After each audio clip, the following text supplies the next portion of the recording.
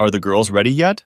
I asked my ex-wife rudely, standing at her door, which used to be our door to pick up my 13 and 12-year-old daughters for a visitation weekend. Almost. How are you, Sam? My ex-wife Pauline asked, sounding almost genuinely concerned. I only get 2 days off a month. Please make sure they're ready on time, I growled back, ignoring her question. I'm trying, Sam, but you know how it is with them. You can leave them a few extra minutes to make up for the time. So, are you doing okay? I'll wait in the car, I barked, turning around and heading for my car. Sam, I heard myself say, walking away. I didn't turn around. We talked about it all the time, her trying to assuage her conscience and me ignoring her attempts. It took about 5 more minutes before Karen, age 13, and Wendy, age 12, popped out of the house with a small bag of stuff they had brought with them when they came to visit me for the weekend. They jumped into my car with a chorus of "Sorry, Daddy," and the anger I was feeling faded away. As much as I hated to admit it, Pauline was right. Bringing girls that age somewhere on time was like herding cats, and I could never be mad at them. Since I only had them for a couple days, I tried to make those 2 days special by taking a Disneyland dad approach. I just didn't want my precious time to be eaten up by everyday life. After they habitually brought me up to speed and told me about everything they had done over the past couple weeks, I prepared to tell them the big news. They had been pressing me for a new Nintendo gaming system, and I was finally in a financial position where I could do it. I was excited to hear and feel what I would hear and feel and looked forward to making the purchase together. But when I broke the happy news to them, I was disappointed. Oh, it's okay, Daddy, Karen said. Daddy Dave has already taken us out to buy one toy and a bunch more games. I instantly went from disappointment to outrage. Daddy Dave. Goddamn Daddy Dave. If I thought I was on the edge of a precipice before, now I seem to have gained a couple more inches. Perhaps I should explain. Dave had been, I emphasize had been, my best friend since high school. He was just a regular guy who had more luck in business than in love. He wasn't a gambler or a womanizer or whatever the proper term is these days. He just hadn't met the right woman. We met a few of the women he dated, and some of them were very nice, but even I could tell that none of them were right for him. Even though he wasn't a blood relative, my kids started calling him Uncle Dave, and that suited us just fine. Pauline's best friend was Aunt Daphne. They were as close as only siblings can be, and we didn't think twice about anything. I trusted them all like family. I swear I didn't have the slightest idea that anything was wrong. Nothing had changed in our marriage. Our relationship was pleasant and easy, and we still spent a lot of time together. I found this out one evening when I got home on Friday. Pauline had informed me that the children were staying with friends for the weekend, and my first thought was that she had arranged a romantic weekend for us. No. I sat stunned as Pauline informed me that she and Dave had fallen in love and that I would be served with divorce papers tomorrow. She claimed that they had never had sex, well, not full intercourse, which I didn't believe, but at the same time realized that it didn't matter at this point. She would be staying with Dave that night, and she asked me to find another place to stay starting the next day. I told her to go to hell and that I wasn't going anywhere. I was wrong. She didn't tell me there was a court order evicting me from the house. There were no allegations of abuse or anything like that. Her lawyer simply asked the judge to award her temporary custody of the kids and the house pending a hearing, effectively kicking me out, and he issued an order to that effect. I didn't fight the divorce, but tried very hard to annoy. Mostly making outrageous demands such as a house, full custody of the kids, and alimony of 75% of her paycheck. It dragged the case on for a while, but eventually I got tired of it. Threats of contempt of court for wasting time helped, and I just signed off. I didn't pay child support because our salaries were close enough, but I did have to pay child support, and it took quite a toll on my budget. I lived very modestly to afford to entertain every weekend when I had the girls, which is why I had to take the time to save up for a video game system. I guess if I could look at things objectively, I could recognize that Pauline was trying to be as polite as possible, given the circumstances, but I didn't respond well to that. Why shouldn't she be polite, I reasoned. She got everything she wanted, including a rich new husband, while I was struggling to make ends meet and getting 4 lousy days with the kids every month. It was simple economics. Pauline and I got along just fine on our salaries. Now take out my salary, add Dave's much larger salary, plus the alimony I was paying, and they were living well, and I was just trying to make ends meet. Pauline and Dave were married 2 months after their divorce. The hardest part was the kids, at least for me. I guess I expected more resistance or something, maybe a little rebellion or, "You're not my dad, you can't tell me what to do." But the girls took it all for granted. Dave had been a part of their lives for years, so when he moved into the house and into Mom's bedroom, it hardly confused them. They were even happy that they would now have 2 homes to go to as friends. Pauline and Dave's wedding anniversary was approaching, and since then, I haven't uttered a polite word to either of them, or any word at all that wasn't child-related. And now my kids were calling the traitorous asshole Daddy. I'm sure I didn't let it affect me over the weekend, but by the time I dropped the girls off at the house, I was seething with anger. I kissed the girls and they ran into the house, no doubt to play the new video game that was waiting for them, when Pauline opened the door. "I need to talk to you," I said, and I could tell from her reaction that my tone was threatening. I turned and strode away from the house, and Pauline closed the door and followed me. "What's wrong, Sam?" "Why don't you explain this Dave's daddy crap to me?" "They have the same daddy, me. So what the hell is that?" The girls wanted to call him something other than Uncle Dave since we were married. It was awkward for them to call him Uncle when we went out as a family. We thought about trying just Dave, but that seemed weird too, so we brainstormed together and settled on Daddy Dave. And who suggested it? Well, I guess that's me, but the girls thought it was great and agreed right away. I mentioned that you might have some problems, but they were sure you could handle it. Please don't turn this into something more than it needs to be, Sam. It's not for you to judge how it should be, okay? You're not supposed to hear them call another woman's mommy, especially from that asshole who came and stole your family. He didn't. What about the video games? You knew damn well I wanted to buy them for them, but Dad goddamn Dave went and bought them. What the hell? We just thought they'd waited long enough and we weren't sure when you could do it. We just wanted the girls to have games. Yeah, and show me in the process. Sam, no. Oh, sure, let's show you how great Daddy Dave is and what a loser your real daddy is, huh? Sure, I left him and married a rich guy, and now we have all this money while your loser daddy tries to make ends meet every month. But we can just scrape together some petty cash to buy you anything you want. Nothing like that. I think that's exactly right. God, you goddamn bitch! I turned, walked back to the car, and sped away from the house without looking back. I was so angry I was worried about what I might do, and a life sentence for destroying Daddy goddamn Dave was not on my bucket list. And so it went on for the next few years. If Pauline and Dave were expecting a thaw in our relationship, that my anger would soften, they were in for a disappointment. They repeatedly tried to talk to me, mostly about my life and how they wished I would get over my anger, but I ignored anything that didn't involve my girls. I haven't had any relationships with women since I got married, and there were various reasons for that. First of all, I had very little spare money. I had gotten a couple of promotions, but not enough to make a difference. Second, I had a great distrust of the female gender, so I focused on one-night affairs with women who I knew wouldn't be interested in anything long-term. Lastly, I was still very angry at what they had done to me, and even I realized that I would make a lousy second person right now. Bitter, angry, and poor doesn't make women resort. Of course, no counseling was ever on my mind. The last straw was the first weekend of June. School had just ended, and I was looking forward to a summer weekend with my girls. Karen was already 15, very mature and responsible, and Wendy was 14. But I still enjoyed every minute spent with them. "Are the girls ready yet?" I asked, as Pauline opened the door, repeating the same exchange we'd had for years.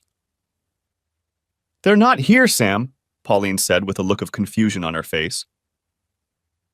"What do you mean they're not here?" I almost exploded. "They were invited to go with Finley to the beach for a week. They left this afternoon. They sent you a letter a week ago."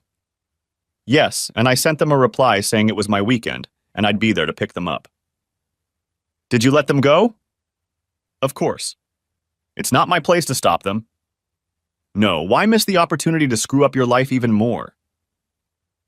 "Now you just—" "Tell them I'll be here to talk to them when they get back," I said, walking away again. That whole week went by like a blur. I was so angry, hurt, frustrated, and experiencing just about every negative emotion you can think of. I still only spent 4 days a month with them, although sometimes we would take a day for special occasions, and I didn't want to give up any of it. If only I had known. I returned to the house the following Friday night, this time to talk to them about going out of town for the weekend against my wishes. Since the divorce, I had only stopped by the house a few times, always at the girls' request. That's what I did now, not wanting to have this conversation outside. I stepped through the door into the living room. Pauline and Dave were standing in the kitchen, watching me walk into the living room. Later, I wondered if they knew what was waiting for me. The girls were waiting for me, and I struggled to keep my composure as I sat down across from them. Mom said you wanted to talk to us about going on a trip with Finley this week? We sent you a letter letting you know we were going to go, Karen began. And I emailed back that this is my weekend and I expect you to be here and spend it with me. Dad, I meant to say we're going to. I didn't ask permission. What? I practically screamed. You're not even 16 years old. What makes you think you can make decisions like that without your parents' approval? I got my parents' permission, Dad. Mom knows Finley and said we can go if I coordinate it with you. And you thought a letter telling me you were coming would be considered that I had it all sorted out?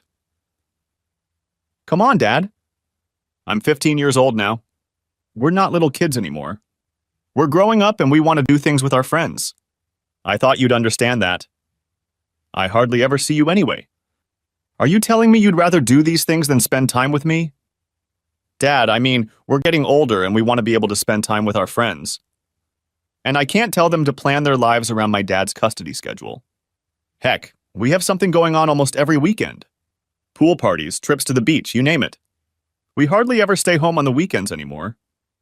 It became clear to me that my daughters were trying to tell me that they would rather spend time with their friends than with me, but trying to do so without saying the actual words. It was like a knife in my soul, and I had to accept that this part of my life was over. I suddenly stopped being angry, and I was overcome with sadness that I had lost my girls. I didn't want the girls to know that they were killing me, so I tried to accept it. Okay, so what, you want to just give up visiting on weekends? I thought I heard a small sigh from Pauline's side, but the girls didn't react in any way, so maybe it was my imagination. We're just really busy these days, Dad. I'm sure you remember how it was. That doesn't mean we don't love you. That's exactly how it was. 4 lousy days a month, and they couldn't even manage that. The rest of the time, they had Mom and Daddy goddamn Dave. There was no room for me anymore. I didn't expect my fatherhood to end when the girls became teenagers, but it did. Sure, girls, I got it. We'll get the visits over with, and you guys have fun. They both jumped to their feet and enclosed me in a hug. Thank you, Dad. I knew you'd understand. They ran to their rooms to do anything. It didn't matter anymore, did it? In their innocence, they had no idea what they'd just done to me. My place in their lives was gone. I stood up and headed for the front door. Pauline moved toward me. Are you okay, Sam? I tried to straighten up, to pull myself together. I'm sure I failed, but I tried to make a brave face. Yeah, that's fine. It's actually going to free me up some opportunities I've been putting off. I have a buddy in North Carolina who's been trying to get me out there for a few years now. I headed for the exit, and it seemed to take Pauline a moment to realize my words. She closed the door quickly and tugged on my shoulder to turn me toward her. Wait, Sam, you didn't say you were moving to North Carolina, did you?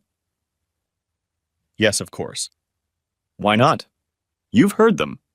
They haven't needed or wanted me for years, thanks to you. And now they don't need me at all anymore. This is just the end result of the events you set in motion, Pauline. There's nothing here for me anymore, no one who needs me. You abandoned me, and now they've abandoned me. You two are their parents now. I'm out of their lives. Congratulations. You win. I felt tears come to my eyes. I needed to get out of there. I couldn't think of anything more humiliating than to burst into tears right now, in front of the 2 people who had ruined my life. I quickly walked out the front door and headed to my car.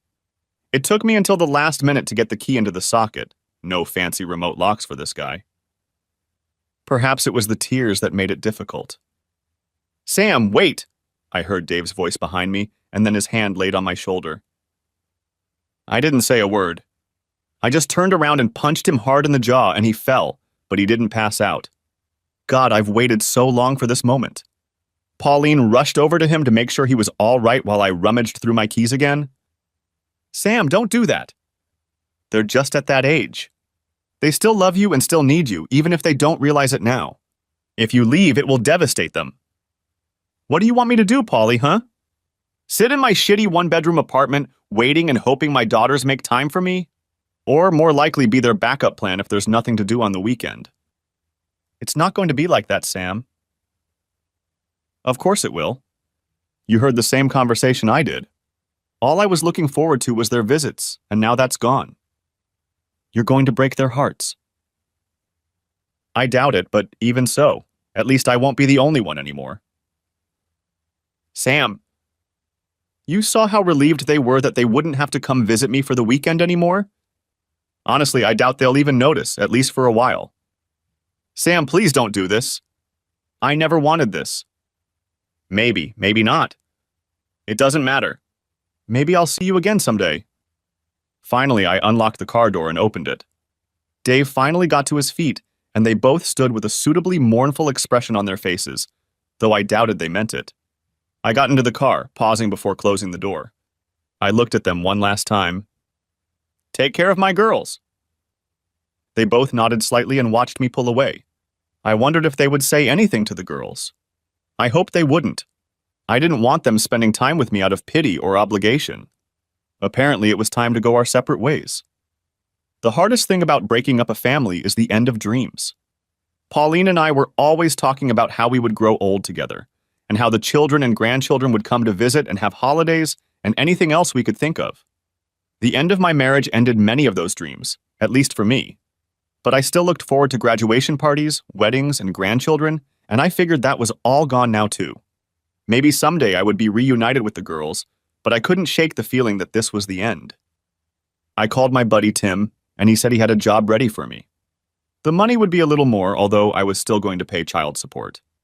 Like I said, they didn't need it, but this was the last contact I would have with the girls, and I wanted to be able to say that I had fulfilled my obligations.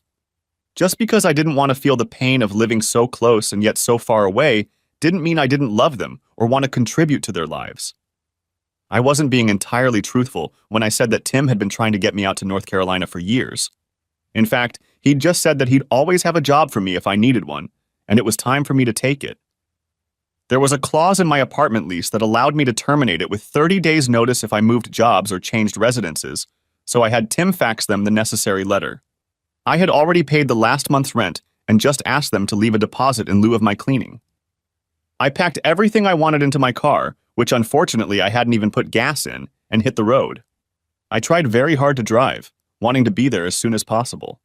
Mostly because as I sat alone in the car, the pain of my girl's rejection occupied all my thoughts. It was raining when I arrived in Durham, and it seemed like some kind of omen. Tim had a home services business and a place was already set up for me. I mostly did home repairs and handyman work, but I also did some pest control work. Tim suggested that I get training so I could also do some electrical and plumbing work, and I told him I would consider it. Tim never got married. Instead, he had an endless string of girlfriends. I don't think any of them thought Tim was a long-term guy, but they enjoyed his money and party lifestyle until something better came along. And that seemed to suit Tim just fine. I loved the job and was very busy during the day, but the nights were hard and I started drinking more than ever, and certainly more than I should have. Most mornings I would wake up somewhere in my apartment wearing the clothes I had put on the day before and smelling like the odor of a distillery. It was all I could do to forget.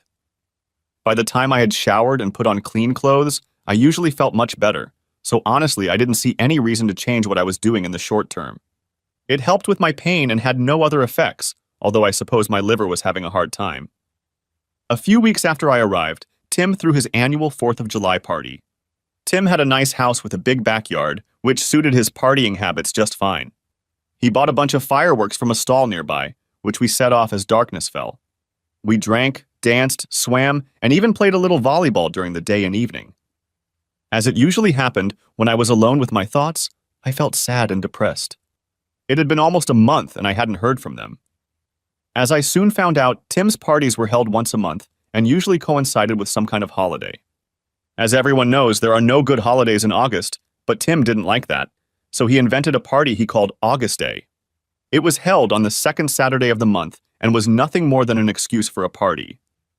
My drinking didn't improve, or maybe you could say I got really good at it, and I ended up getting pretty pissed off again.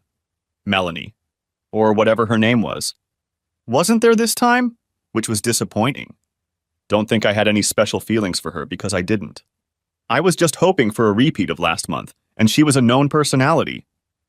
Apparently, I'm a decent enough guy that I still managed to find a partner for the night. I'm pretty sure I passed out after we were done, and like Melanie, she was gone when I came to in the morning. Tim fed me breakfast, and then I went home to wallow in my misery and loneliness. This continued for the next few months, but as I drank more and more, which I in no way expected, my ability to remember my partner's names and more declined. The Labor Day woman was blonde. I remember her being pretty boring. On Halloween, the woman was in costume, so even if I hadn't been drunk, I probably wouldn't have been able to tell you much. Also, it was a masquerade party, so even the people in costumes who don't normally cover their faces were wearing masks. She was wearing a Wonder Woman costume. I'm pretty sure she was a brunette. Tim, being a veteran, used Veterans Day as an excuse for a party in November. It was only a couple weeks after his Halloween celebration, but no one seemed to mind.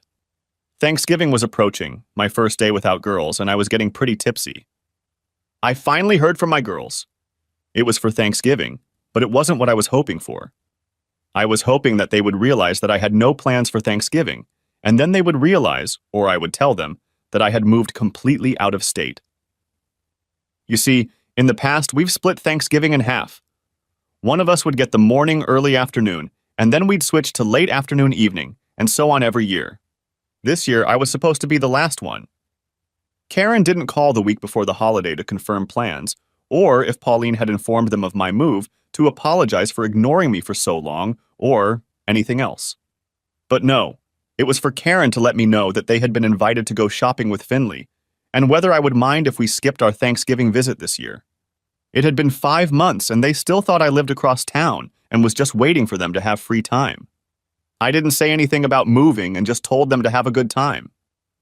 Thanksgiving was lonely. I sat in my hotel room and drank.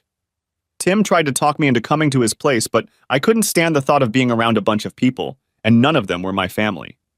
I went to the hotel knowing, or at least expecting, that they would try to talk me into coming over, so I made sure I couldn't be found. When I woke up the next morning and turned on my phone, there were several texts, missed calls, and voicemails.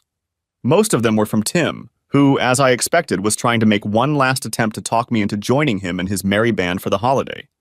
There was a call from my daughter Karen's phone, and the attached voicemail message was a cheerful, "Happy Thanksgiving" from her and Wendy, and another thanking me for letting them go shopping. The last call had been from Paulina, and she had left a voicemail that I was more than sure I didn't want to hear. Of course, as a glutton should, I listened to it anyway. "Sam, it's Pauline. I know we haven't talked in a while, mostly because I assumed that's what you wanted. But I know the holidays can be hard on those away from family, so I wanted to check in on you. I know the girls called you. I'm sure you can tell they haven't realized yet that you have moved. Please remember that they are still kids and are very busy doing important things for teenagers. They still love you very much. I know you don't really want to talk to me, but please let me know you are okay. An email or text is fine. Let me just say again how sorry I am for how things turned out. I guess that's it. Please, Sam, please let me know you're okay." I made sure all messages and emails were deleted, and then sent a quick message to Pauline to let her know I was alive, even though it wasn't the same as being okay. I really didn't want to do that, but it was easier than dealing with what might happen if I didn't respond. I didn't feel like doing anything else, so I opened another mug of beer. The pain wouldn't go away completely, but I didn't mind waiting a little longer. For the next few weeks, I could barely stay on my feet. If I wasn't working, I was drinking, or passing out from drinking. Somehow I managed to stay sober long enough to work, but sometimes it was very difficult. As Christmas and New Year's Eve approached, which was the first time I was going to celebrate without my girls, depression started to set in.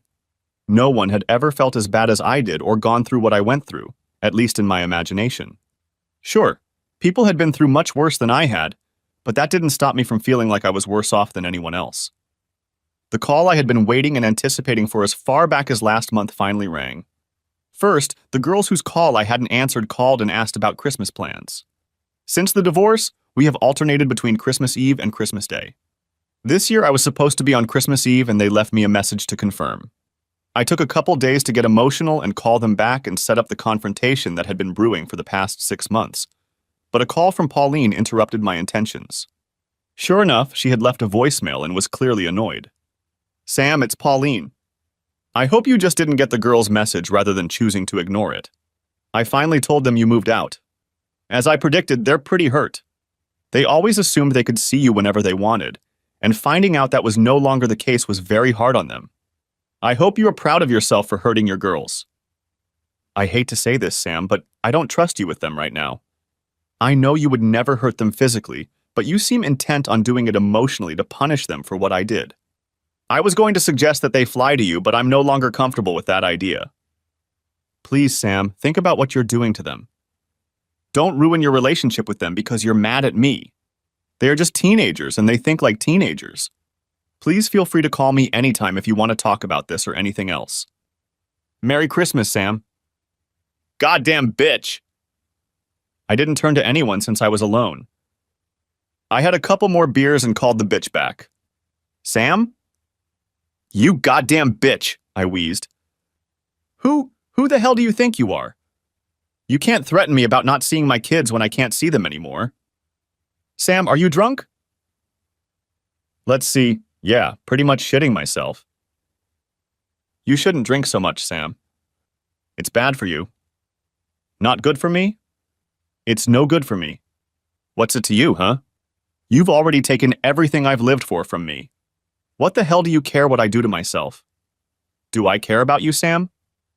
Yeah, I realized how much you cared by the way you cheated on me and left me for Daddy Goddamn Dave. I realized how much you cared when you let the kids leave me. I didn't do anything like that. Bullshit, Pauline. Bull. Shit. You sent them on my weekend so they know they never have to see me again. You're a lying, manipulative, worthless, cheating whore who doesn't care about me. I heard her take a deep breath. Sam, I realize you're drunk and angry, so I'm not going to engage in a conversation with you. Why don't we continue this conversation when you've had a little less to drink? Who are you to judge me, huh? Who the hell are you anyway? You're cheating on me. I'm hanging up, Sam. With my best friend, kicking me out of the house and draining me of every penny, and then judging me. You've got a bloody nerve, Pauline. Pauline? There was no one there. She hung up. Damn, bitch! I spent Christmas alone. I spent almost the entire day lying in bed. I tried to occupy my thoughts with various sports on TV, but all the graphics on the screen reminded me that it was Christmas, which only made me more depressed and led me to consume even more beer. I woke up during the Lakers game, either falling asleep or passing out. I smiled as I watched the Lakers lose to the Rockets by 20 points and then passed out again. In a service company like Tim's, you don't get a lot of free time. We can't just close for the holidays like some companies. Tim's was contracted by a mortgage company to repair a home that had been destroyed by the owners after being foreclosed on. There were several of us, including plumbers and electricians. I helped with the drywall work, and it was a fun couple days. These guys knew how to crack jokes for all kinds of reasons. It was even nice because when I'd worked with the other guys in the last few months, they seemed kind of aloof and withdrawn, like they had a hard time accepting me. I thought maybe it was because Tim and I were friends before I came to work here. But these guys were really nice, and I enjoyed their camaraderie. About mid-morning, I saw Tim's truck pull up to the house. He got out of the driver's seat, and another guy I recognized but couldn't name got out of the passenger seat. They entered the house together, greeted the crew as they entered, and then headed toward me. Hey, Sam. Can I talk to you for a minute? Sure, Tim. I can always make time for the guy who signs my checks. It was meant to make the boys laugh, and it succeeded. Tim, however, smiled faintly. Let's go outside for a minute, Tim said, turning and heading for the exit, and I obviously intended to follow him. Once we were outside, the other guy stepped aside, obviously to give us some privacy. What's up, Sam? He asked. As good as could be expected, I guess, I replied, wondering where this was going. Okay. Have you had anything to drink? Only every night for the last 6 months, I laughed. Tim only smiled weakly and chuckled softly, but there was nothing funny about it. Yes, I know. I mean today, he said, and his face suddenly became very serious. What? No, Tim, of course not. Great. I'm glad to hear that. But do me a favor. Blow into this. He pulled a small white device out of his pocket and held it out to me. I looked at him warily. What's that? It's a breathalyzer. I just need to make sure. I looked back. The other guy was looking at me, as were my coworkers when I looked back toward the house, though their faces had suddenly disappeared from the windows. I guess I wasn't as one of the guys as I thought I was. Tim had no reason to be here unless someone ratted me out. Well, I may have had a beer this morning, I hesitantly replied, knowing he wouldn't be happy about even that. Oh, that's not so bad then, he replied, holding out the breathalyzer again. Realizing that there was no way to avoid it, I reluctantly took the device and blew into it. I didn't know what the end result would be, but I knew it wouldn't be good. Tim took it from me and looked at the display. The small smile on his face immediately disappeared. You failed 004, Sam. That's more than a beer this morning. Yeah, okay, but I'm not even close to being legally drunk. That's for driving, Sam. But if something happens on a construction site and OSHA comes and checks you out, they'll find you're under the influence of alcohol and I'll get nailed, not to mention the potential liability if someone gets injured. Tim, I'm fine. You're not bad, he rumbled. What you do at home in your personal life is your business. But when you bring it here and put me and my staff at risk, it becomes my business. I want your keys. One of the benefits of working for Tim was the use of company cars. We took them home every night so we could go straight to the job site and have everything we needed with us. I handed over the keys. You're done for the day. Here's what's going to happen. Oscar is going to take you home and then come back here to take your place on the team. Tomorrow, instead of coming here, you'll come to my office and we'll talk about it. I just stood there, humiliated. But instead of remorse and regret, I started to get angry. I was perfectly fine. I didn't need to be sent home like a sick child. It was bullshit, and I didn't need it. You know what, Tim? I said, pulling the helmet off his head and shoving it into his torso. Screw you. I don't need this shit. Just keep it. I pulled away from him and walked to my truck, climbed into the passenger seat, and waited for Oscar to take me home. He silently climbed into the driver's seat and started the car. We drove to my apartment in silence, except that I mumbled some instructions to him. When we got to my apartment, I thanked him quickly and slammed the door shut. Holy crap, I was so pissed off. I felt fine and had no problems whatsoever. One of those assholes must have called Tim and reported me. Screw them! I don't need other people judging me and my choices. I opened the refrigerator and saw a stash of beer. Perfect timing, I thought. I didn't have to go to work tomorrow. I woke up in a very bright room that I immediately recognized as a hospital room. I didn't know how I got there, but I was there. I felt bad enough to believe that a hospital wasn't the worst choice. I assume my awakening caused some sort of change in my vitals because a couple minutes later, a nurse entered the room. Good, you're awake. What's wrong? I asked. The doctor will be here to talk to you in a few minutes. She checked a few vitals as well as the flow in my IV and then left, presumably to let the doctor know I was awake. I looked around the room. The walls were plain white, and a dry erase board said my nurse's name was Brenda, and the doctor's name was Anderson.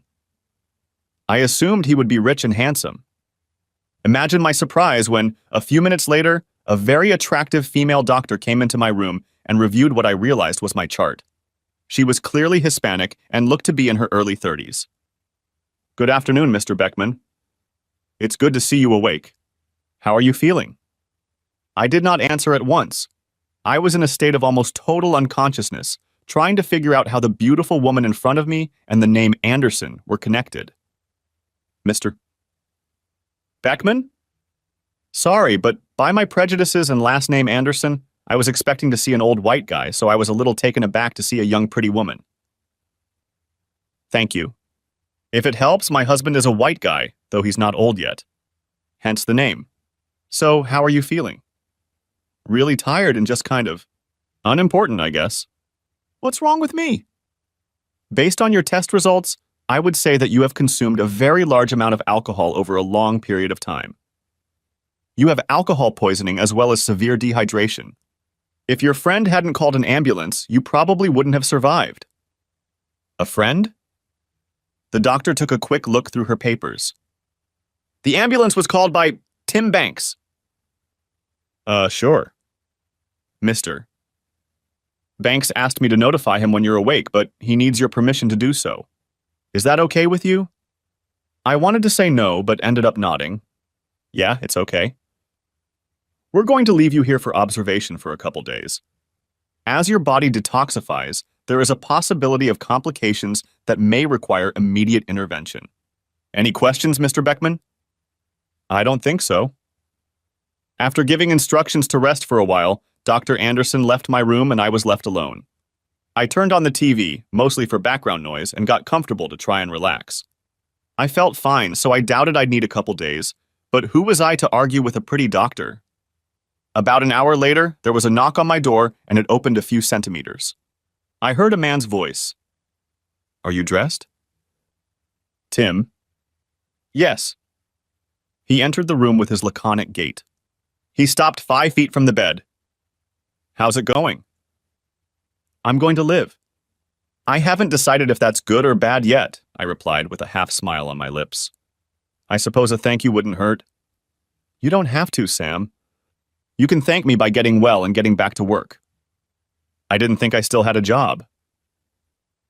What? You think you're the first employee to tell me to back off? Sam, we've been friends for a long time, and I'm doing everything I can to help you through this. I don't agree with all of your decisions, and frankly, I don't think the bitching is worth it. My advice on a dime is get off your ass, get your shit together, and rebuild your relationship with your kids. What Pauline did destroyed your marriage and destroyed your family. Don't let her ruin your life. In my mind, I knew he was right. I wasn't hurting anyone but myself and maybe the girls.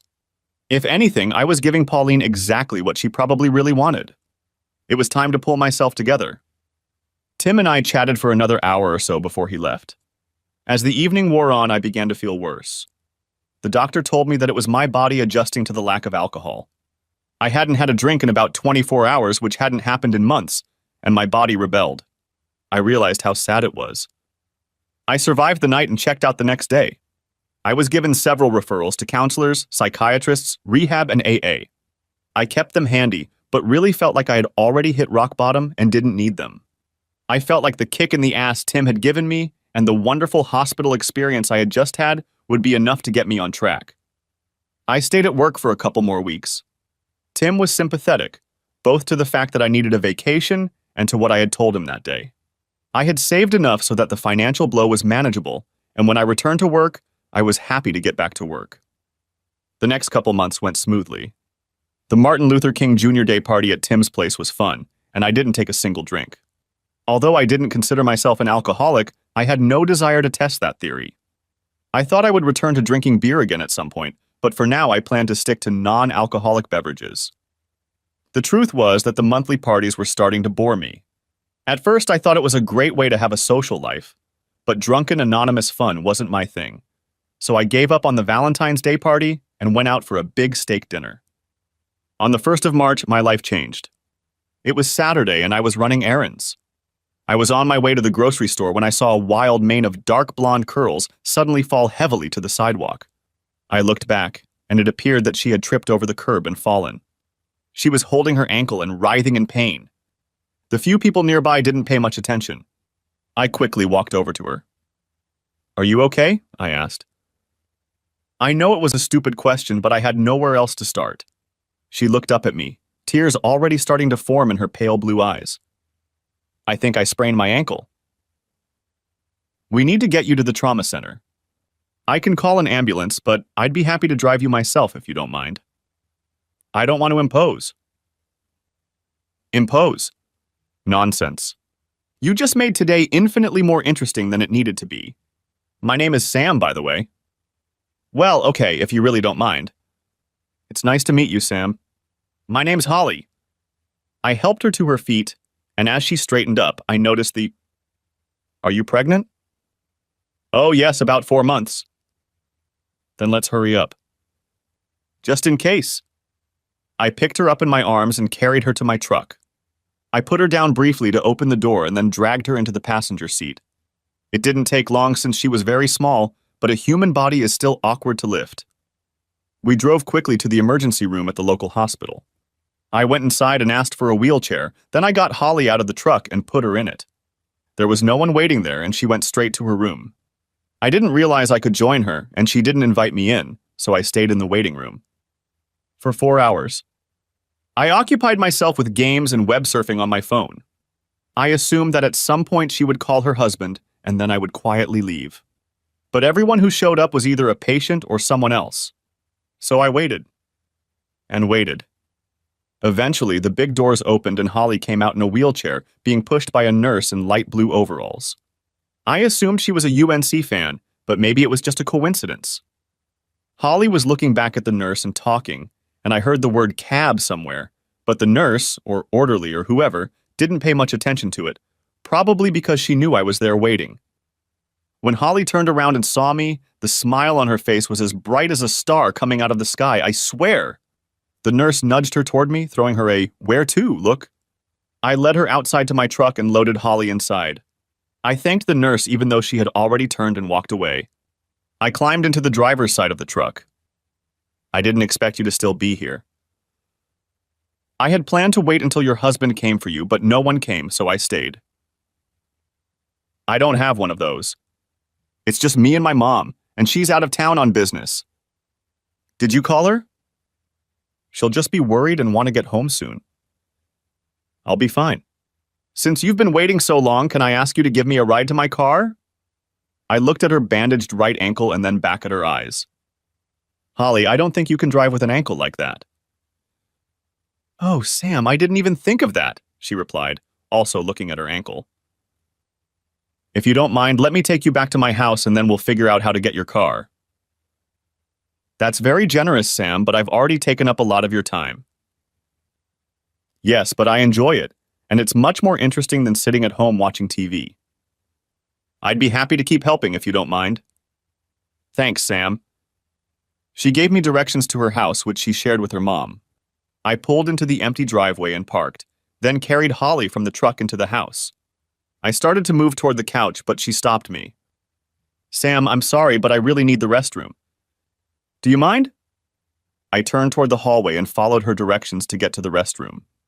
I put her right in front of the restroom and got out, waiting nearby while she went about her business. While I waited, I ordered an Uber. She called out to me and I walked in, finding that she had managed to get up and get dressed. I picked her up again and carried her to the couch. What now? She asked. Well, I need to pick up your car. It's illegal to park there at night. How are you going to do that? I ordered an Uber and I'm on my way to pick it up now. Can I borrow your keys? Oh, Sam, you've gone too far for me, but I really appreciate it. She handed me the keys, giving me the license plate number and her parking spot, and I went outside to wait for my car. It should have only taken a few minutes. I stopped on the doorstep. Holly, won't you have dinner with me tonight? I'd love to, Sam, she said, flashing a radiant smile. But I'm in no condition to go anywhere. Sure. I thought I'd just grab something while I pick up your car and we'll do it here. I was just starting to walk out the door when I heard her softly. Sam. I turned to her, and her face took on a more serious expression. Sam, you do remember that I'm pregnant, right? I know I'm a man, Holly, but I have some thoughts, I said with a smile. I remember. Why? It's just that a lot of men aren't interested in instant family. I just wanted to make sure you knew what you were getting into. Holly, of course we've only just met, so we still have a lot to learn about each other. But I can assure you that your pregnancy is not a problem. Okay, Sam. I just wanted to be sure. I understand. I'll be back as soon as I can. With her car keys, I walked to the curb to wait for my Uber, which pulled up about 10 minutes later. The ride was uneventful and I found her car relatively easily. I figured Italian food was pretty safe, so I found a local establishment not too far from Holly's house and ordered my meal. It was about 7 o'clock in the evening when I finally returned to Holly's house with containers of Italian food in my hands. I found Holly sitting in the same spot, but she had already changed into a dress. I mentioned it. I wanted to look pretty for our first date. Then you could have stayed the same as you were, but somehow you still managed to get better. She smiled at me as I went to set the food on the table. By the time I came back for her, she was on her feet and slowly, though on crutches, made her way toward me. I moved to help her, but she stopped me. I need to practice. Mom won't be home for a couple days. I motioned her to a chair and she lowered herself into it. As she did so, I smelled her perfume, obviously freshly applied. You look and smell so good, Holly. I suddenly feel a little rough. Oh, you look very nice. To be honest, I don't like men who are too frou-frou. We chatted about everything. I told her about my job at Tim's company, Durham Commercial Services, and she told me about her part-time job at a local car dealership where she works in the title department. Her mom works as a legal secretary and is her main source of income. Her father left when Holly was 5 years old and she hasn't seen or heard from him since. She was an only child. I told her about my marriage, or rather the end of it. She was shocked by what Pauline had done, but didn't seem very pleased with the way I'd handled the Karen and Wendy issue, though she didn't say anything.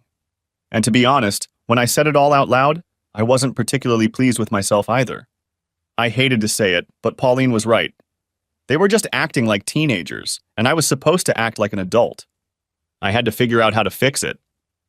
I purposely avoided the topic of how she ended up 4 months pregnant with no husband or boyfriend. It was none of my business, and I didn't want to seem judgmental. At some point, her phone rang, and I went out to leave her alone with her mother. It was a beautiful night, with a light breeze blowing and the clouds blocking out most of the moonlight. I looked up at the sky, thinking about the beautiful blonde in the house behind me. It's been a few years since my marriage broke up, and I haven't been in a long-term relationship since then. But suddenly I thought it was time to consider the possibility. Do I really want to spend the rest of my life alone because my first choice turned out to be a cheating, treacherous bitch? Damn it, I need to deal with the emotions Pauline was instilling in me. After I finished talking on the phone, Holly poked her head out the door to let me know I could come back and thanked me for the privacy. We spent the rest of the evening on the couch, talking about everything in the world except how there was this baby growing in her belly. She didn't propose, I didn't ask. Before I knew it, it was past midnight, and the yawns we both let out suggested it was time to call it a night. She got up and walked, on crutches, me to the door. We exchanged a brief kiss, nothing more than a smack, and agreed that I would come over tomorrow to spend Sunday together. I drove home like I was on a cloud. I slept very well. The next day I arrived at her place around 9 a.m. with breakfast, which I picked up at a nice cafe near my house. The French toast, sausage, and hash browns cost me a tidy sum, but I didn't care. I knocked on the door and waited patiently. Holly was on crutches after all. When the door opened, she had clearly just gotten out of bed. God, do you really get up this early every morning? She said, squinting her eyes and smiling. The perils of the job. Construction starts early. Heck, I've been sitting around waiting for a decent hour. Well, you did bring breakfast, so I guess you're forgiven. We exchanged another brief kiss, after which I busied myself with making breakfast while she waddled over to a chair. She raved about the quality of the breakfast, and I knew she would since I'd eaten here before. I suggested we spend the day traveling through the countryside. I had lived in North Carolina for a few months by then, but hadn't traveled anywhere except for work and Tim's parties. So that's what we did. It was a beautiful day and we had a great time. We spent some time at the museum, which thankfully had courtesy motorized carts, so Holly didn't have to walk. We had lunch at a small local diner and spent a couple hours just sitting in a park we happened to be passing by. It was very relaxing, and I noticed that Holly often makes contact with me. Just a hand on my arm or shoulder leaning against me, but the contact was still there. By the time we got back to her place, she was very tired and her leg hurt a lot. I gave her a bath and covered the brace with plastic to keep it dry. I entertained her while she took her bath and then helped her into bed. We agreed that I would come over after work the next evening. She usually worked on Mondays, but she was going to take a few days off to relax. I brought along some tacos from a local family taqueria, and we talked some more. While we talked, I gave her a foot massage, and soon she dozed off. I tucked her into bed and got ready to go out on my own. As I was leaving, she sleepily thanked me for coming and reminded me that her mother was coming home tomorrow. Before I knew what that meant, she was asleep. As I walked out to the car, I figured she was letting me know that since her mother was coming home, she didn't need me. The next night, I was sitting in my apartment preparing to watch a documentary about World War II and somehow force myself to eat a frozen meal. What the hell is Salisbury steak? When the phone rang. Hello? Where are you? Asked Holly's angelic voice. I'm home. Why aren't you here? I thought you were coming. I thought you didn't want me there since your mom was coming home. You even reminded me of that before I left last night, I replied, somewhat embarrassed. Ah! Men. I told you this so you would be ready to meet her. We have been waiting for you. Okay, I'm on my way. Holly met me at the door with a lingering kiss and put her arms around my neck. I could get used to this, I thought. I walked into the house and Holly's mom, Barbara, was already carrying food to the dining room table. If it weren't for the age difference, they might have been twins. Barbara had the same wild mane of blonde curls, though her hair was more groomed than Holly's. She was in great shape and probably weighed only a little more than Holly. I moved toward her expecting a handshake, but she pushed my hand away and hugged me tightly, giving me a motherly kiss on the cheek. I'm so happy to meet you, Sam. Holly has told me so much about you. It's my pleasure, Miss Allison. Please call me Barbara. And for the record, Allison is Holly's last name, but not mine. My last name, believe it or not, is Smith, thanks to my last husband. He was number 3, if you count, and I don't intend for there to be a number 4. I glanced at Holly, and she only rolled her eyes at her mother's revelation. I guess that was helpful. Since the food was ready, I quickly washed the dishes and we sat down to eat. Barbara had made stuffed pasta and garlic bread, with fresh garlic diced as it should be, and it was delicious. I apologize for the confusion, Barbara. I realized that Holly meant that since you were coming home tonight, I wasn't expected. It's okay, Sam. Misunderstandings happen. I was just happy to meet Holly's new boyfriend. I glanced at Holly at the word boyfriend, and she smiled back at me. Like I said, she's told me quite a bit about you. I understand you're in construction? I work for a company called Durham Commercial Services. Some of it is construction work, drywall and things like that, but we also do pest control, electrical and plumbing. I guess it's not so much construction as it is home maintenance. Do you like it? I like working with my hands. My boss has hinted that I'll be given a chance to be a project manager in the near future. What do you do? I'm a legal secretary. I work directly with the senior partners, so I have a lot of late nights and I travel a lot. By the way, thank you for coming to take care of Holly when she was injured. It was my pleasure, Barbara. It's been a long time since I've had someone to take care of. I felt myself sinking into thought as my girls' faces popped into my mind. I think I came to my senses pretty quickly, but Holly and Barbara had expressions that made them realize what had happened. We chatted nonstop during dinner, and then I got busy cleaning up. By the time I was done, it was late. Holly and Barbara seemed to say goodnight to each other, and then Barbara came over to me. I'm really tired, so I'm going to go to bed. Traveling takes all the energy out of me. It was nice to meet you. She gave me another hug and a kiss on the cheek before heading down the hall to her bedroom. The house itself was modest, with 2 bedrooms and 2 baths. Barbara occupied the master bedroom in the back of the house, and Holly occupied the other bedroom, using the second bathroom that was across the hall. Holly asked me to turn off all the lights while she watched a movie on Netflix. They had one of those deep couches, so we had plenty of room to lie down together. I positioned myself behind her on the left side, and she positioned herself in front of me. It was some kind of romantic movie, but all I could focus on was the beautiful woman in front of me. A couple minutes later, we made love. The credits were rolling on the TV, and we lay happily with each other. Minutes passed, we both drifted into sleep, and I slowly woke up about an hour later. You should probably get going. You have work tomorrow? Holly broke the silence. I knew she was right, but I really didn't want to leave her, and I was willing to get up early to go home before work if I had to. We walked up to the front door. I'll see you tomorrow? When I looked back, she was still standing in the doorway, and we waved to each other as I started the engine and pulled away. I hoped I wasn't being too optimistic. I felt like last night was an exploratory night to get a feel for each other. I had to leave to be ready for work the next day, but I didn't want that to happen again, so I brought a change of clothes with me for tomorrow just in case. I wasn't going to say anything to Holly unless it came up. Barbara met me at the door, and I joined Holly on the couch. When Barbara called us to dinner, I was surprised to see only 2 plates. Holly and I sat down at the table while Barbara excused herself. She showed up about 30 minutes later, looking ready for a night on the town. If Holly didn't say anything, I have a date tonight. I'll be back in the morning. And you kids have a nice evening. I had been at the construction site for a little over 2 weeks after Holly fell. We spent almost every night together, though some nights were spent only sleeping because I was starting to overwork myself, and that was dangerous. Events seemed to be repeating themselves as Tim and Oscar drove up to the workplace together. I quickly looked around to see if anyone looked guilty of denouncing Tim to me, but there was nothing out of the ordinary. I wasn't worried because I hadn't had a drink since I got out of the hospital, but I was pissed that someone had tried to snitch again. To my surprise, Tim headed to the house where we were working, and Oscar was just waiting by the truck. He greeted all the workers and praised them for a job well done. Finally, he came over to me and I thought, here we go. Got a minute, Sam? I nodded and walked to his side, which is where he headed. I looked in his pocket for a breathalyzer but didn't find one. Trouble, boss? No.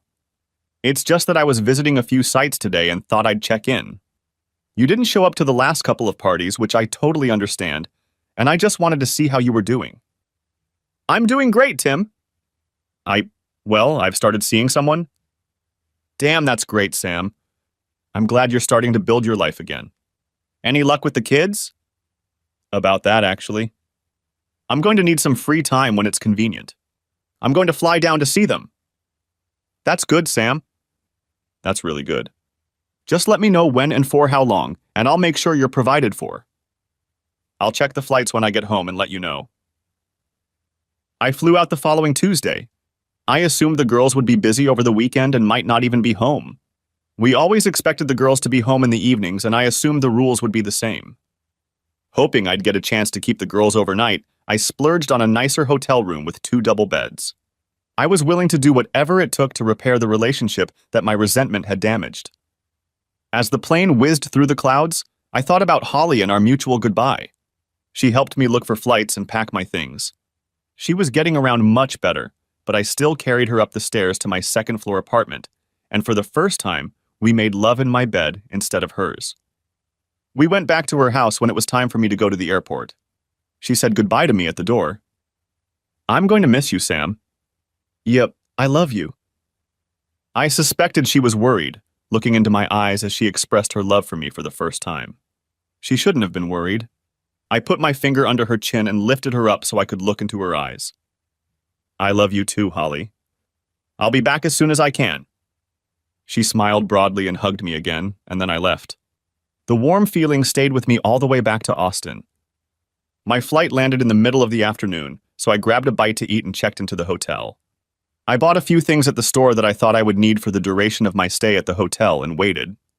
The girls would come home from school around 4:30, and I assumed that would continue to be the case. Then there was usually homework until dinner was ready. I wondered if that was still the case, and decided to go with that assumption until I found out otherwise. It was 5:15 when I pulled up to the house in my rental car. Pauline's Toyota was in the driveway, along with an unfamiliar old Nissan. Dave's car was nowhere to be seen, so I figured he was still at work. I expected someone to come out of the door as I walked up the walkway, but no one did. I assumed that meant no one had seen me, but conceded that it might have something to do with the fact that no one was interested. We'll see soon enough. I knocked on the door and waited until coming. Sounded behind the door. The door opened and Pauline appeared on the doorstep, and I had to admit that she looked as beautiful as ever. But I also realized that I had no feelings for her, something I couldn't say before. She looked at me in surprise, walked quickly through the doorway and hugged me. I'm not sure I would have hugged her back, but she pulled me against her, so it was a moot point. Sam! Oh my God, it's you! You're back?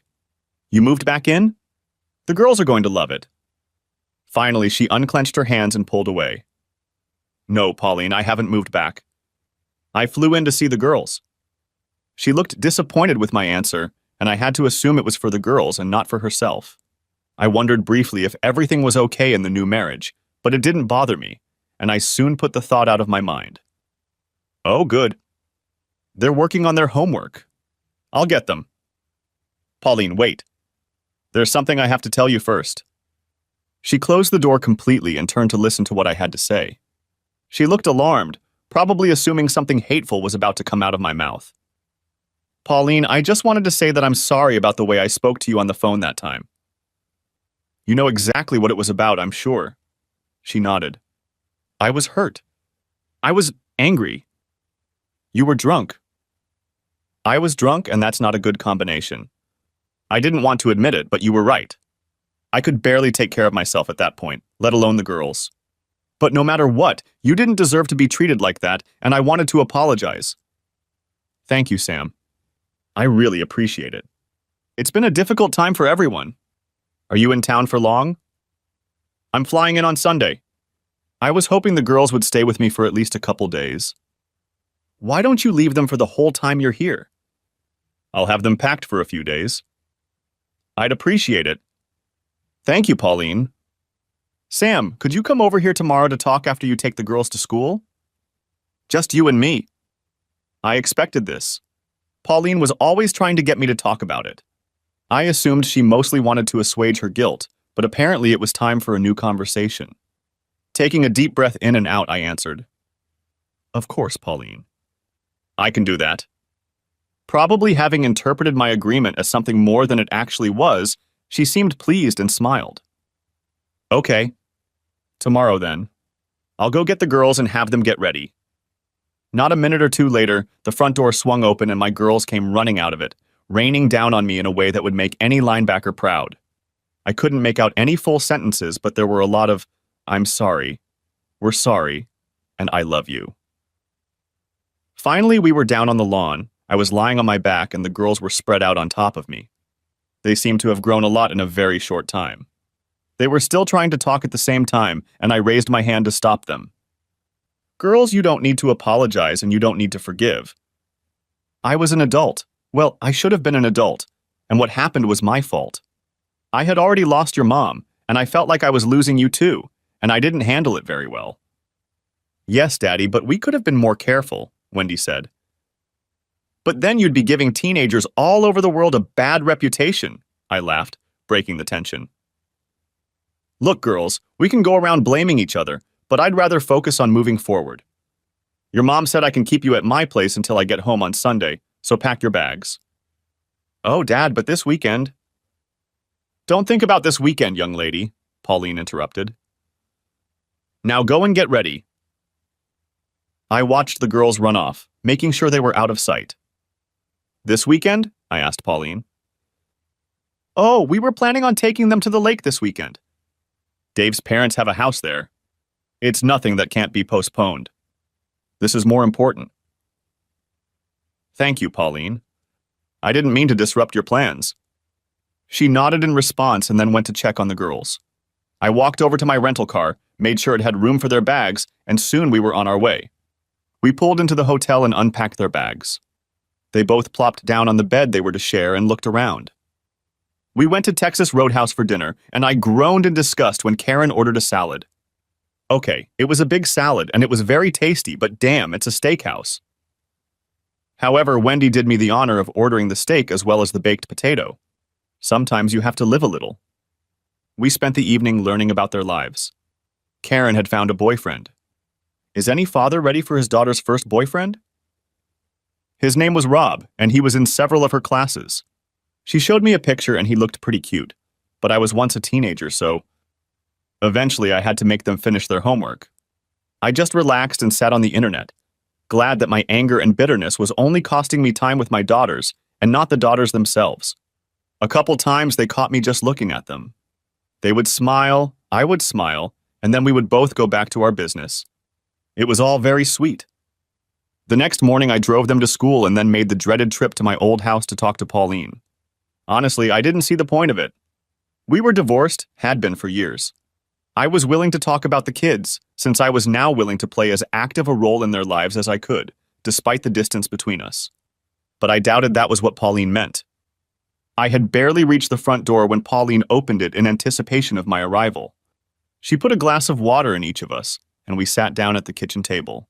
I remembered all the conversations we'd had at that table, including the one in which she'd said she was divorcing me.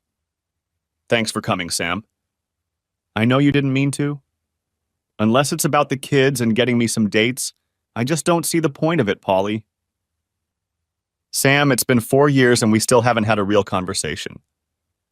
I know you were hurt, and the part of me that still loved you suffered for you. But it's been so long since then that I was hoping the anger would at least subside. But it doesn't seem to have subsided even a little bit. Why has it faded? Has something changed? No, nothing has changed. You're still cheating on me? She tried to interrupt, but I held up my hand. Whether you had sex with him before you were served me or not, you still cheated on our marriage. You spent time with him, lied to me about where you were. You spent enough time to develop strong enough feelings, and you decided to leave me for him. You destroyed our family. He destroyed our family. You left me to struggle financially and get 4 days a month with the girls while you got most of their time and financial improvement. That's the way it was, Sam. I didn't marry David for the money. We love each other and are very happy. That's great for you, but it has nothing to do with me. What, am I supposed to be happy just because you're happy? Well, no. I just wanted to tell you that I didn't divorce you and marry David to hurt you and get more money. It just happened. Great. That's great. Good for you. I'm glad ruining my life didn't give you too much trouble. See, that's what I mean. You want to twist things around to make me seem evil, like I only did it to hurt you, and that's not really what it's about. Whether it was your intention or not, you damn well had to know it was going to happen. What almost always happens in divorce? The mother gets the kids and the father stays part-time. It can't be helped. I slammed my hand on the table. Hell yes, it's possible. It wouldn't have happened if you had stayed true to me. To fall in love with Dave, you had to open yourself up to the possibility. All those times you two skipped out together or just spent time doing whatever were a direct assault on our marriage, and you did nothing. Nothing. You did to stop them. I don't know what you're hoping for, Pauline, but if you think we're going to somehow become friends, you're in for a disappointment. I'll do my best to be polite to you when we have to be in the same place together, but that's the best I can offer. Sam, you're right, and I'm sorry. I was wrong, and I'm sorry. But damn it, Sam, I'd really like to forget about it. I know I hurt you. I realize that. But isn't there a way, now that it's been a few years, isn't there a way for you to forgive me? Not to forget, but to forgive. I tried my best not to lash out at her, even though I thought she was being completely ridiculous. She just didn't understand. Pauline, because of you and that asshole, I lived like a starving college student for several years. I barely had enough to eat most of the time, and I lived in a shitty apartment in a shitty neighborhood. I'm sorry, Sam, but how could I have known that? You didn't know because you chose not to know. You knew how much money I make. You knew where I lived, and the rent was posted right on the website. You knew how much child support you were getting. It's simple arithmetic, Pauline. But you didn't care to find out what conditions you left me in. You still had your own life and a new, richer husband, so who cared about me? The girls didn't say anything, so I thought, you buried your head in the sand. That's what you did. The girls never said anything because they didn't know. I made sure my pantry and refrigerator were full every weekend when they visited. The rest of the time I lived on ramen and macaroni and cheese. The good thing is that a box of mac and cheese is enough for 2 meals if you're careful. On top of that, I've been trying to save money to be able to take them out whenever they want to do something, and saving even more to save up for that stupid video game. You knew that, but you went out and bought it anyway like it was nothing. And to you, it probably was. You know what, screw civilian? If we have to be in the same place in the future, just stay away from me. All right? Just stay away. Sam, I don't... Is there anything else you want to say, Pauline? This may be your last chance. Sam, all I can say is that I'm sorry. I had no idea it was this bad, and you're right that it never occurred to me to find out. I guess I thought you'd say something since it worked out that way. Yeah, having my wife leave me for my best friend wasn't humiliating enough. Let me go to them and tell them how hard I am financially. Pauline sighed heavily and seemed to be running through some thoughts in her head. I was tempted to just leave, but I wanted to get this over with, and I intended to see it through. Sam, you're right. I just didn't see the situation from your point of view, and I guess it was easier for me not to know the truth. I felt guilty enough as it was. and I guess that allowed me to think that you were doing fine as it was. There's no point in letting facts invade your own reality, is there? I guess it was naive to assume that we'd all somehow become friends again. I guess so, yes. But we have our daughters to raise, and I'd like to work something out. Some kind of visits over the summer and vacations and things like that. Of course, Sam. I'll never keep them from you as long as you're in a good position. We can work something out. Even though the experience had not been pleasant, I was glad that this conversation was a thing of the past. Now I knew for sure that all those times Pauline had asked me how I felt about picking up the girls, she was just trying to absolve herself of guilt. She didn't care about me so much as she wanted to convince herself that her choices hadn't hurt me too much. I picked up the girls from school and we headed to a nearby miniature golf course. We kept score and had a great time. We went back to the hotel and I assigned them homework to work on. I ordered pizza and we talked over dinner. This time it was my turn to answer questions. I told them about my life in North Carolina, keeping quiet about my excessive drinking and apologizing again for the way I had behaved. They assured me that I was forgiven and were just happy that we were back together. They were especially happy to be able to spend time with me in North Carolina. I also told them about Holly. They expressed surprise that I was dating a pregnant woman, and I asked them to tell me more about it. "Geez, Dad," Wendy said.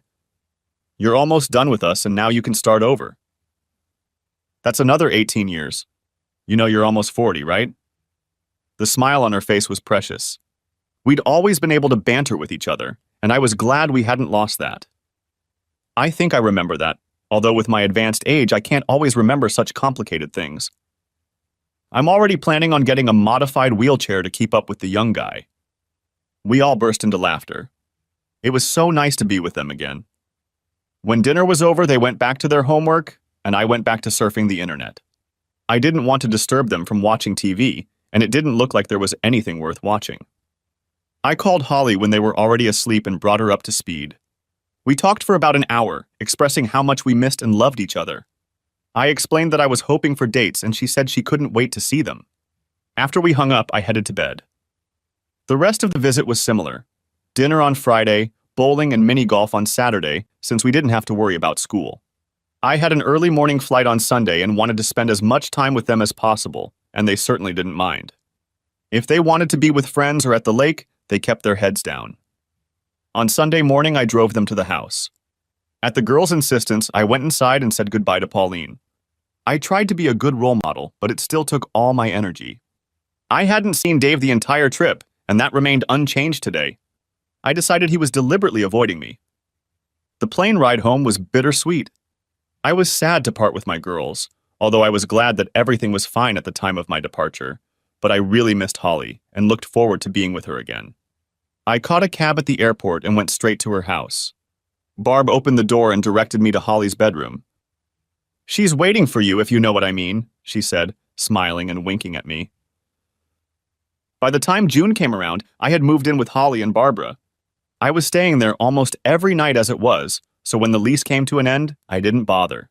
This allowed me to save quite a bit on rent, even though I insisted on contributing to the household expenses. Since the girls' school ended at the end of May, I sent them to visit for a couple weeks in mid-June. This allowed them to relax for a week after school and socialize with friends, but still stay with me in North Carolina for Father's Day. Holly bonded with them right away and vice versa. While I was slaving away at work, Holly would take them out for mani-pedis, movies, or whatever. Karen and Wendy raved to me every night about how much fun they were having and asked me when I planned to propose. I confessed to them in confidence that I already had the ring and was just looking for the right time. I think they enjoyed being kept in the loop on all of this. There were many tears as we saw them off on their return flight the last weekend of June.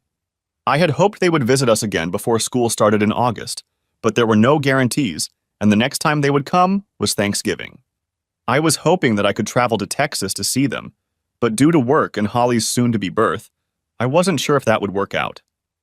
Wanting to celebrate the 4th of July anyway, we made plans to attend Tim's party. I knocked on the door and Tim greeted Holly and I by name, and it was the first time I knew Tim and Holly knew each other at all. I didn't talk much about work, so the topic just didn't come up. There were people coming in right behind us, so we didn't get a chance to talk, although he did congratulate Holly on the birth of the baby.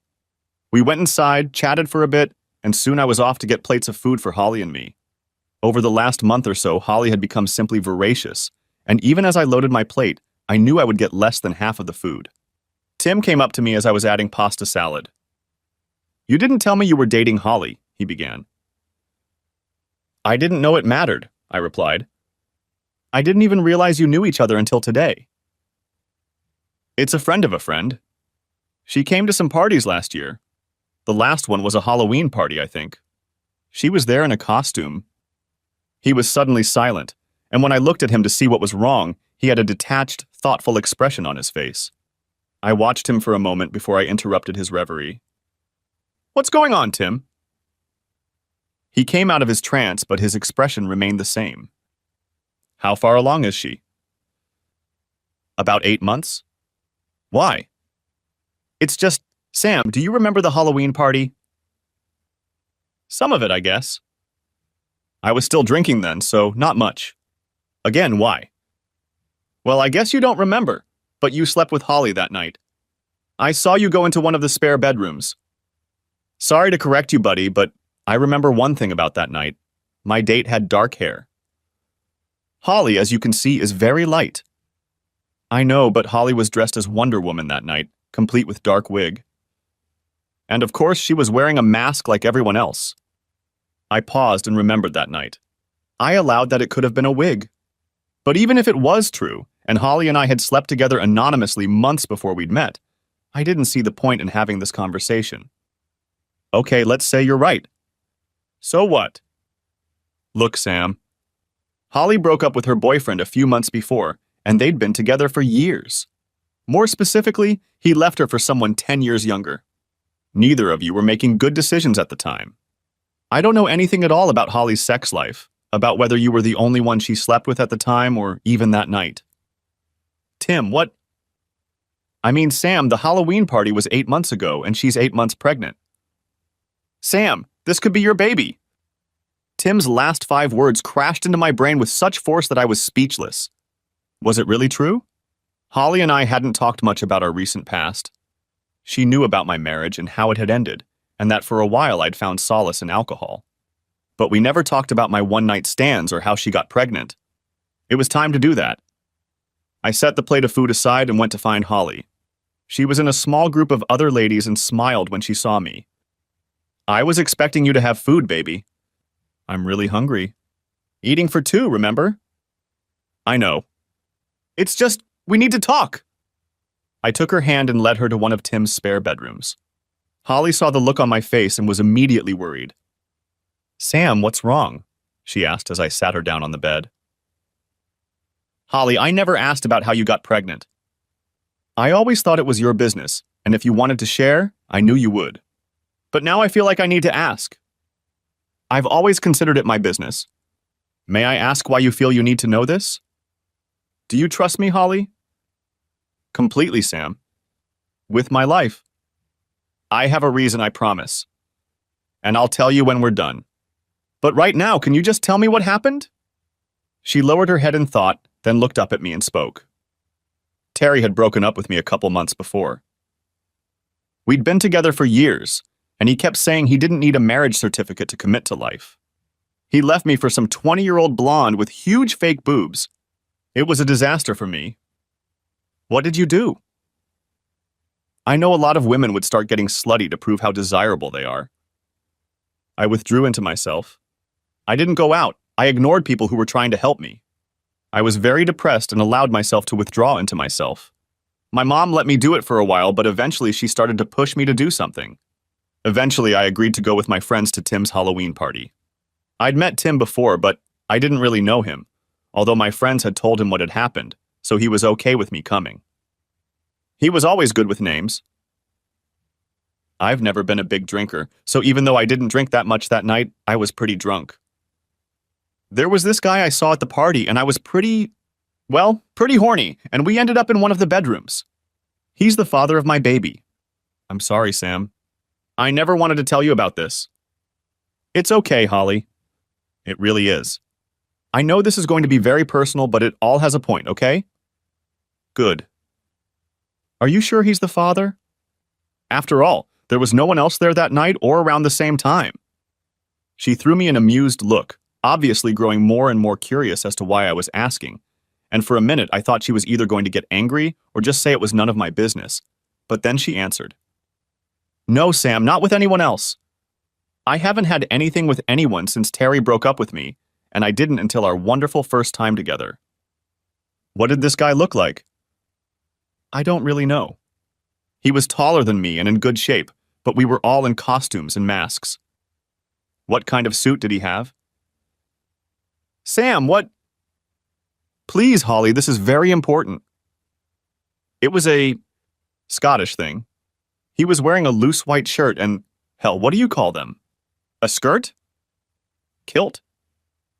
Yeah, a kilt. He was wearing something that looked like a beret, and he even had this ridiculous set of kids' plastic bagpipes."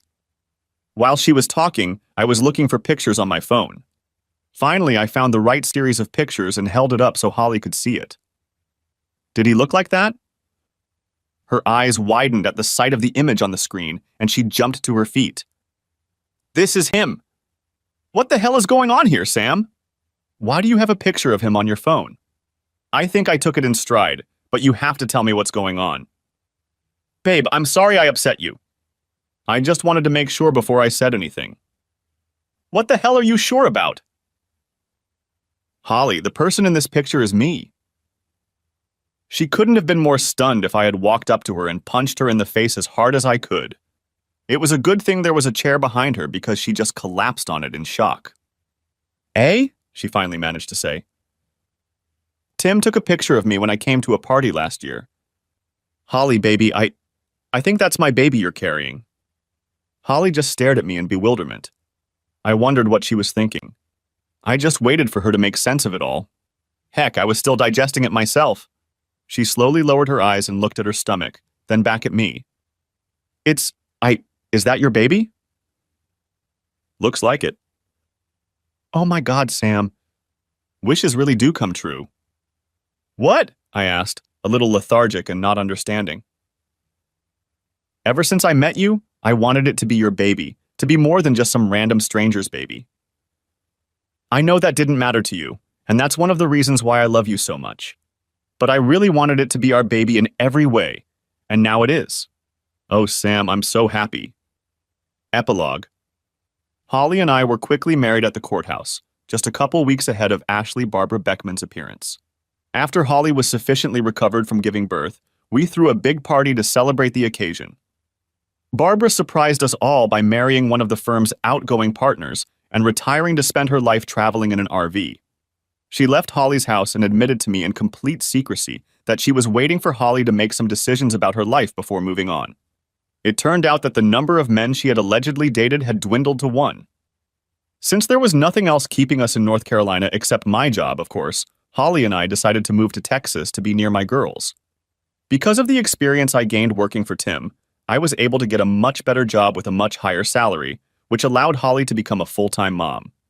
Considering we soon added 2 more to our family, it was already more than a full-time job. During my entire time in North Carolina, which ended up being about 3 years, Tim never stayed with the same woman for long or gave any indication that he was going to do so. We were back in Texas after another 2 years when a wedding invitation arrived in the mail. Neither of us recognized the bride's name. We flew to the wedding and met the bride. By the time I moved back to Austin, Karen had gotten into UT, and Wendy was finishing up her senior year of high school. She had been accepted to UT as well as several other schools, and was still considering her options. I convinced her to do what was right for her, and was there for her whenever she came back. Pauline and Dave were having problems. For some reason, Dave had trust issues, because he was married to a woman who had previously cheated on her husband. I don't know if Pauline did something that made him worry, or if it was just something that popped into his head. Apparently, it coincided with Karen leaving for college, so maybe it was just a result of him having more time to himself. I didn't care, but part of me saw it as a bit of karma. Thanks for watching, I hope you enjoyed it, so watch the next video and subscribe to my channel.